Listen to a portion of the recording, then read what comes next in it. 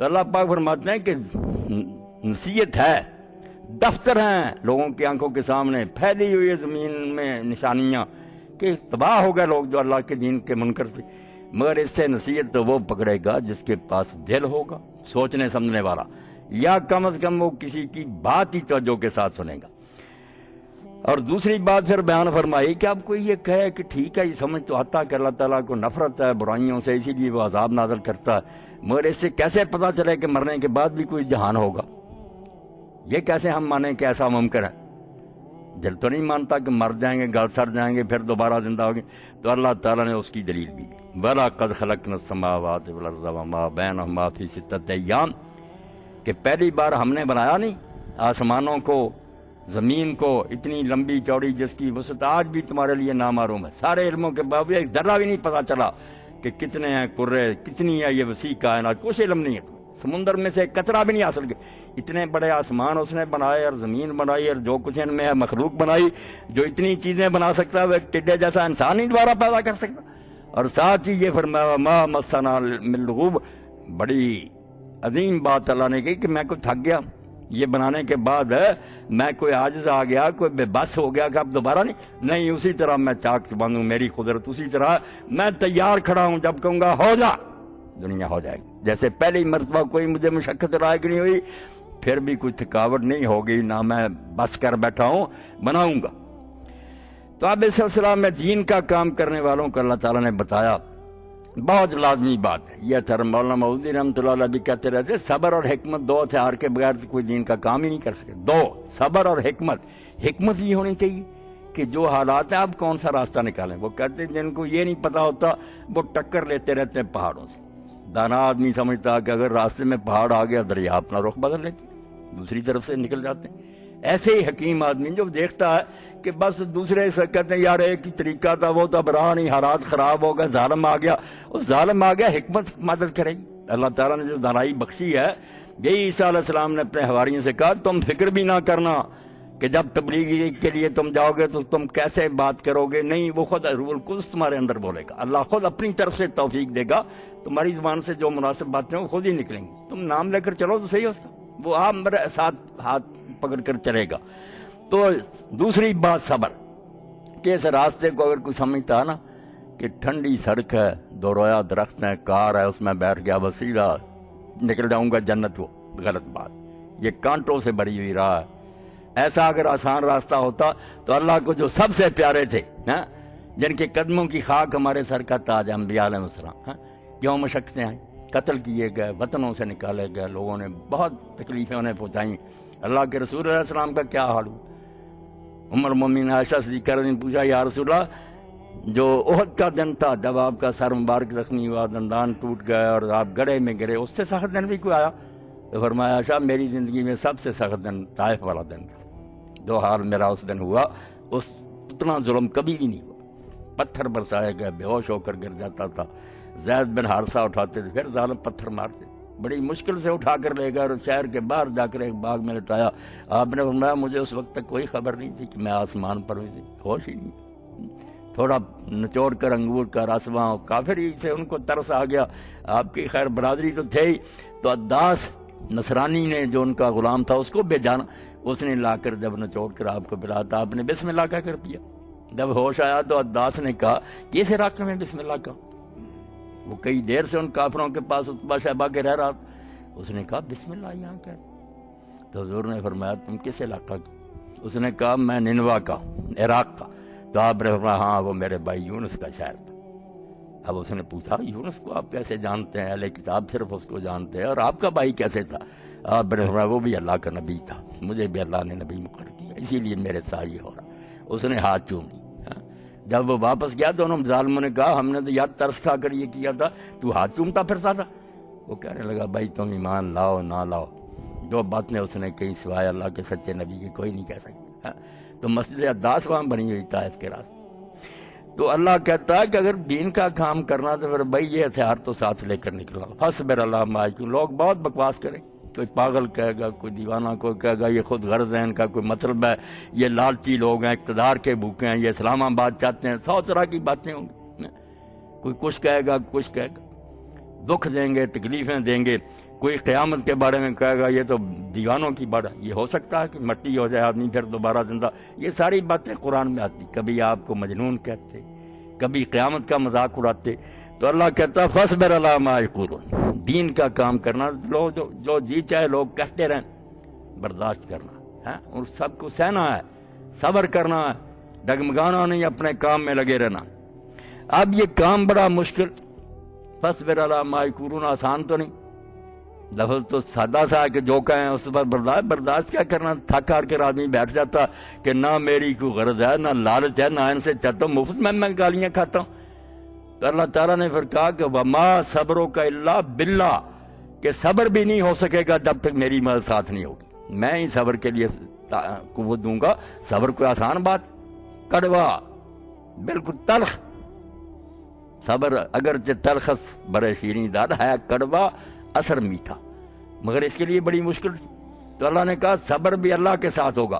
اب قرآن مجید میں جب دیکھے ہیں تو فرائی صاحب رحمۃ اللہ علیہ فرماتے ہیں ایک جگہ تو یہ کہا وما صبرک الا باللہ، صبر اللہ کے بغیر نہیں. دوسری جگہ فرمایا یا ایھا الذین آمنوا استعینوا بالصبر والصلاۃ، اللہ کی جگہ نماز رکھ دی کہ اہل ایمان صبر سے مدد حاصل کرو اور نماز کی، یعنی اللہ کے جگہ نماز آ گئی. یہاں بھی وہی بات کہ اللہ تو نہیں ملے گا تمہیں، نہ وہی آئے گی کسی پر. اب اللہ سے مدد لینے کا کیا طریقہ؟ اللہ کی مدد کیسے ملے گی؟ کس طرح وہ ساتھ ہوگا؟ فاصبر علی ما یقولون، جو یہ بکتے ہیں بکتے رہیں، آپ صبر کریں.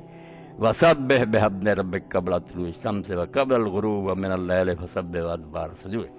وہی ہتھیار نماز والا کہ صبر کے لیے نماز پر مداومت ہمیشہ، نماز اچھے طریقہ سے. اس کے لیے اللہ نے کہا اگر آپ صبر کرنا چاہتے ہیں اللہ کے رسول، جو جی چاہے لوگ کریں، جتنی چاہے تکلیفیں پہنچائیں، مگر آپ کو کوئی پریشانی نہ ہو، کبھی گھبراہٹ نہ ہو. تو اس کا طریقہ یہ ہے کہ سورج نکلنے سے پہلے بھی اپنے رب کی حمد کے ساتھ اس کی تسبیح کریں.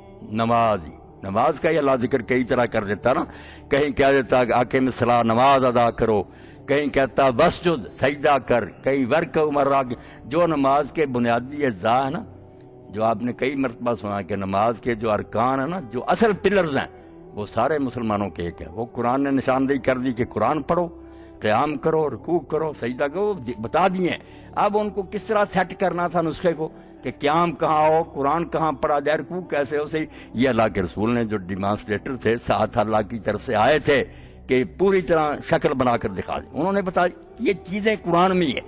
اب قرآن نے نماز کا ایک نام اور رکھ دیا، تسبیح اور حمد، کہ سورج نکلنے سے پہلے بھی اللہ کی تسبیح اور حمد کر، سورج غروب ہونے سے پہلے بھی کر، اور رات کے کچھ حصوں میں بھی اس کی تسبیح کر، اور سجدوں کے بعد بھی تسبیح کر. یہ نماز کے یہ اوقات ہیں جن کو حضور نے پھر 5 الگ الگ بیان کر کے یہاں اشاروں میں بات آ گئی کہ سورج طلوع ہونے سے پہلے، سب جانتے ہو فجر کی نماز، فجر سے سورج نکلنے سے پہلے کون سی ہے تسبیح اور حمد؟ فجر کی نماز. اور اوقات بھی بجائے اللہ نے اس طرح کے ظہر اثر فجر اس طرح نہیں بیان کیے. آپ دیکھتے ہیں سورج نکلنے سے پہلے، سورج ڈوبنے سے پہلے، سجدے کے بعد، ستاروں کے منہ موڑنے کے بعد، تاکہ پتہ چلے کہ اللہ تعالیٰ نے اوقات جو چنے ہیں نا، ان میں بڑی گہری حکمت. اس وقت اس کائنات میں کہ انقلاب آتا ہے، اندھا نہیں دیکھتا، تبدیلی نظر آ رہی ہے کہ جھنڈی لہرائی جا رہی ہے. جیسے گارڈ جھنڈی لہراتا نا سرخ یا سبز، تو ڈرائیور سمجھ لیتا ہے انجن کا، ریل کا، کہ یہ کہہ رہا روک دے یا وہاں اشارے ہو رہے ہیں کہ جب فجر ہوئی، سیاہ رات میں سے رات نے اپنا بستر لپیٹا، روشنی کی لکیر آ گئی، نشان تو ظاہر ہو گیا. ایک تبدیلی نظر آ رہی ہے کائنات میں. اندھے نہیں سوچے، وہ بے خبر سوئے رہتے ہیں، ورنہ وہ جھنڈی لہرا دی گئی کہ وقت ہے اللہ کی تسبیح حمد کا. ستارے کوچ کر رہے ہیں، سورج آ رہا، رات گئی، دن آ رہا. تبدیلی، انقلاب اور تغیر. اس وقت پھر بندہ مومن اگر وہ دل ہوتا نا، جو پیچھے ذکر ہو کہ جن کے دل ہیں مرے نہیں، وہ بےتاب ہو جاتے ہیں. چڑیاں چہچہانے لگیں، پرندے اس کے نغمے گانے لگے، ہوا جو آ کر پتوں کو لہرا رہی اور یہ ساز بجنے لگے، میں سویا پڑا نہیں سو سکتا. اور اسی لیے نماز فجر کا ذکر بھی پہلے کیا. اللہ کے رسول کی حدیثیں بھی آپ دیکھیں، حضور نے 2 نمازیں جو ہے نا، ان دونوں کا پہلے ذکر کیا، ترتیب چھوڑ دی.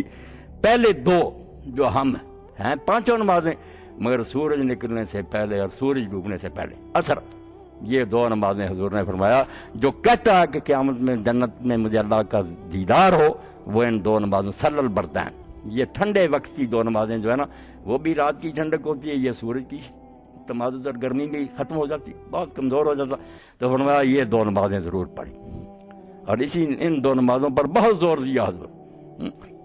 تو اللہ نے کہا سورج نکلنے سے پہلے فجر پڑھو، اور جب سورج غروب ہونے کا وقت آتا ہے، اثر بھی اسی لیے کیا امام ابو حنیفہ رحمۃ اللہ علیہ حضرت علی کے مسلک پر چلتے تھے نا کہ دو سایہ گناہ ہو جائے پڑھیں، اسی لیے اثر کہتے ہیں نچوڑنے کو، کہ دن نچڑ جائے، تھوڑا سا رہ جائے، جو بہت دن ہوگا ابھی پھر تو وہ بات نہیں ہوگی، جب بالکل وہ غروب کے قریب چلا گیا نا، سوا گھنٹہ باقی رہ گیا، دن کی قوت نچڑ گئی، جوانی ختم ہو گئی، بڑھاپا آ گیا، اور بالکل وہ جیسے میاں محمد بشیر رحمۃ اللہ علیہ فرماتے ہیں دیگر تے دن گیا محمد اور کنوں چھپ جا، یہ دیکھ بتا رہا ہے کہ پیدا ہوا، جوان ہوا، بڑھاپا آیا، اب کمزور ہو گیا، بالکل بوڑھا ہو گیا، مرنے کے قریب پہنچ گیا، اور نماز مغرب تو ایسے ہی جیسے برزخ میں داخل ہو گیا، دنیا سے قبر میں چلا گیا ایسے، اور عصر کی نماز، عشاء کی نماز بالکل ایسے کہ آخری نشان بھی سورج کا مٹ جاتا ہے، جیسے ہماری یاد بھی بھول جاتی ہے لوگوں کو کئی سال بعد، ذکر بھی نہیں ہوتا، جب بالکل آخری نشان جو ہوتا نا کہ سفیدی آئی وہ بھی گئی اور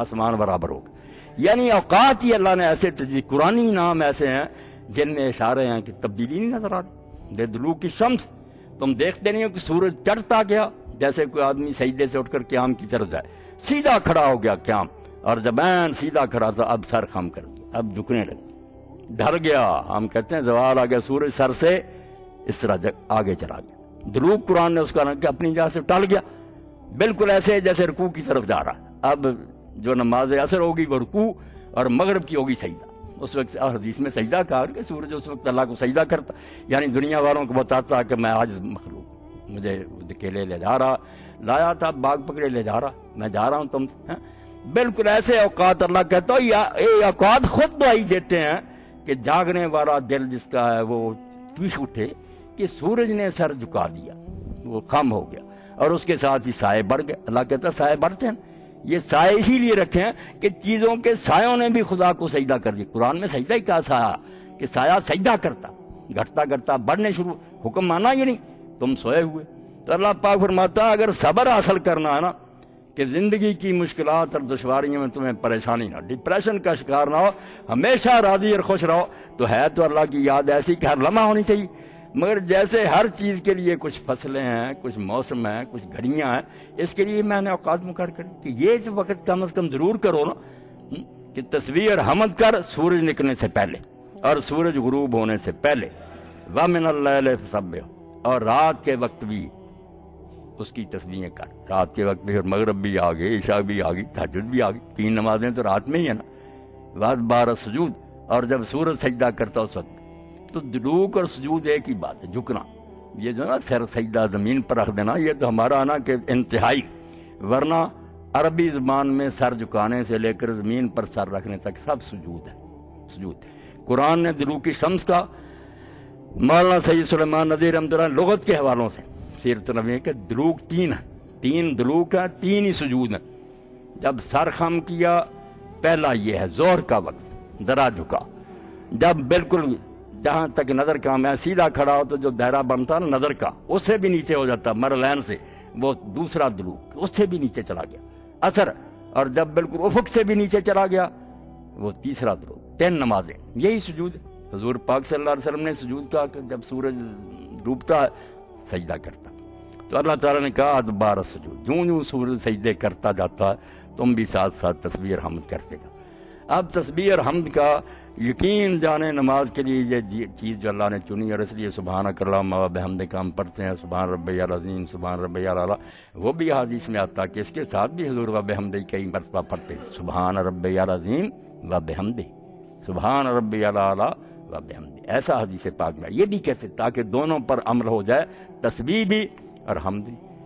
اب تسبیح کو ہر شخص جس کو علم ہے وہ جانتا کہ یہ تنزیہ پر مبنی ہے، اس میں کوئی چیز نہیں کہ اللہ میں یہ ہے نہیں، صرف انکار ہے کہ اللہ میں یہ چیز نہیں ہے، یہ چیز نہیں ہے، یہ نیگیشن ہے، نفی ہے۔ حمد میں اس بات ہے کہ اللہ میں یہ ہے، یہ ہے، یہ ہے، دونوں چیزیں، طلب اور ایجاب، پہلے یہ کہو کہ اللہ میں کیا نہیں ہے. اللہ جاہل نہیں ہے، اللہ عاجز نہیں ہے، اللہ غافل نہیں ہے، اللہ بے رحم نہیں ہے، اللہ جو غلط باتیں ہیں نا اس کو موت نہیں ہے، وہ کمزور نہیں ہوتا. جتنی مخلوق میں چیزیں نا، سیدھی سی بات نیک لوگوں کا اللہ کا اگر صاف سیدھا سمجھنا نا تو یہ سمجھ لو جو مخلوق میں چیزیں ہیں وہ اللہ میں نہیں ہیں. یہ موٹی بات پلے بانے، جو کچھ ہم میں ہے نا وہ اللہ میں نہیں ہے، اور جو اللہ میں وہ ہم میں نہیں ہے. ہم میں اگر اس میں کچھ نظر آتا ہے محض عاریت ہے، اس کا دیا ہوا ہے عارضی طور پر، ہمارا وہ کچھ نہیں ہے. یہ سن رہے ہیں ہم، بول رہے ہیں، چار زندگی جو سننا دیکھنا سوچنا جو ہے نظر آتا ہے یہ ہمارا نہیں ہے. ہمارا ہوتا تو پہلے ہی ہوتا. لم تکن ہے، ایسا وقت بھی تھا جب ہم تھے ہی نہیں. اور آپ یقین جانیں اس سے بڑھ کر کوئی گالی نہیں، کوئی توہین نہیں. حدیث کی کتابوں میں جب پڑھتے ہیں کسی راوی کو لیسا بے شک کہ یہ کچھ نہیں ہے، اور قرآن نے بھی جب کہا تجھے میں نے پیدا کیا تو کچھ بھی نہیں تھا. کسی کو کہیں ہے ہی نہیں، کچھ نہیں. بھائی نیس ہونے سے نہ ہونے سے آگے گالی کیا ہوگی؟ اگر کوئی زندہ ہے چلو لولا ہے لنگڑا کچھ تو ہے، سم تھنگ ہے، نتھنگ ہے ہی نہیں. مخلوق کیا ہے؟ نہیں تھی. اللہ تھا، ہے، ہوگا. اللہ کہتے ہیں اس کو جس پر کبھی ایسا وقت نہیں آتا کہ وہ نہ ہو جائے، وہ ہے. اسی لیے اس کا اسم اعظم جو اللہ کے رسول نے فرمایا 2 آیتوں میں چھپا ہوا اسم اعظم جو ڈھونڈتے ہو، ایک اللہ لا الہ الا هو الحی القیوم، اور ایک سورہ بقرہ کا آل عمران کا شروع ہوا، ہم بھی یہی الحی القیوم. یعنی اشارہ کر دیا کہ یہ 2 نام جو ہے نا الحی القیوم یہ ہے اسم اعظم.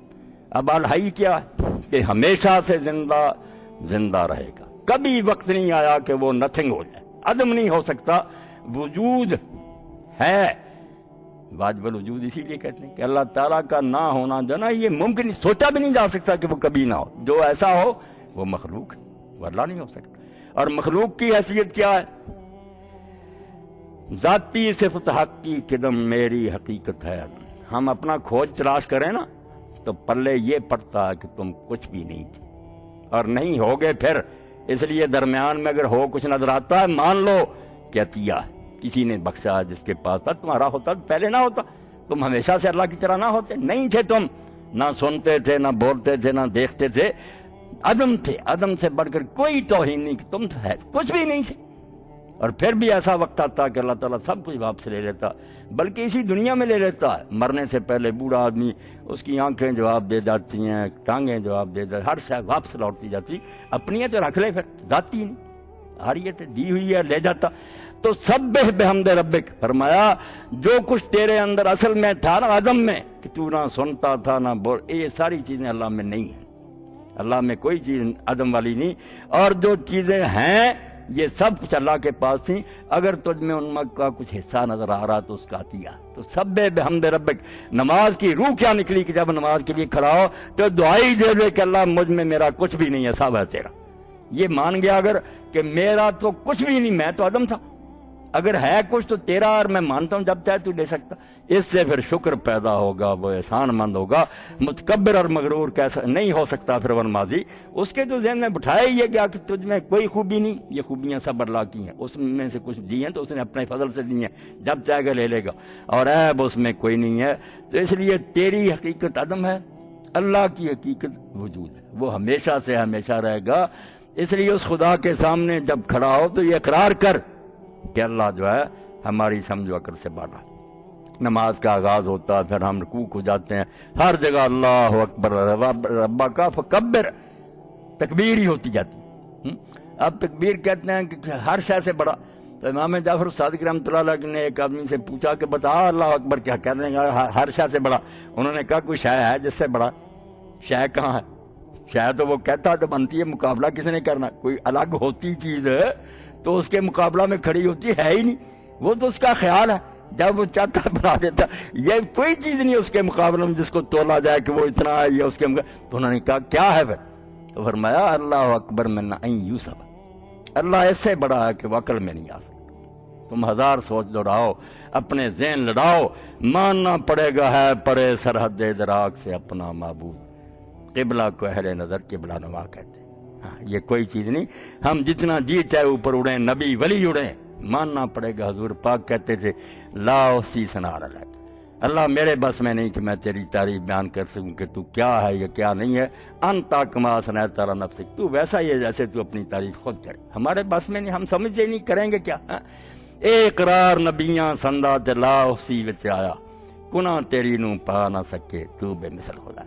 اس لیے ایسے خدا کے سامنے جب بندہ اللہ اکبر کہتا کہ میں کس گنتی میں اپنے آپ کو رکھوں بھی میں بھی ہوں تھوڑا سا، تو بھی نہیں ہے ہی نہیں، میں کچھ نہیں ہوں، سب تو ہی تو ہے.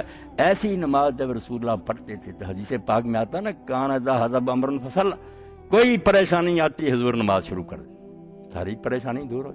تو اللہ فرماتا ہے یہ کافر جو بکتے ہیں، اور تم بھی کبھی گھبرا جاتے ہو کہ دین تو بڑا مغلوب ہے، کافر زور آور، تو کوئی بات نہیں، تم ان چیزوں کو برداشت کرتے رہو، اللہ خود دیکھ رہا ہے، وہ نپٹ لے گا. تمہارا کام یہ ہے کہ صبح و شام مغرب عشاء کے وقتوں میں تم اللہ کی تسبیح اور حمد کرتے رہو، نماز باقاعدگی سے ادا کرو. اس سے تم میں وہ قوت پیدا ہوگی کہ یہ ساری مشکلات جو نا پھونک مارنے سے اڑ جائیں، کچھ بھی نہیں رہے گی، حباء منصورہ ہو جائے گی.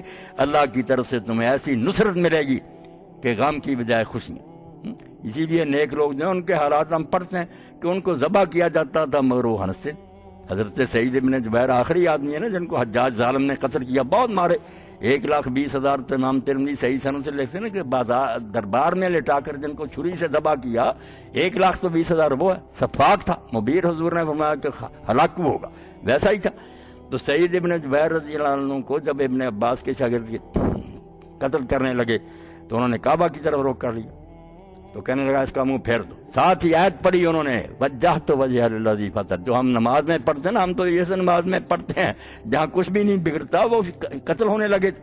تو کہنے لگا یہ قرآن سناتا مجھے، منہ پھیر دو. منہ پھیر دیا انہوں نے کہ کوئی بات نہیں، آیا نا ما تولوا فثم وجہ اللہ. ہاں اب بے ایمان کو اتنا غصہ آیا، کہنے لگا اس کو منہ کے بل نیچے پھینکو. الٹا بیچارے کو نیچے لٹکایا گیا، تیار ہوئے ذبح کے. انہوں نے کہا منہا خلقناکم وفیہا نعیدکم ومنہا نخرجکم، اسی سے پیدا کیا، اسی میں لے جائیں گے.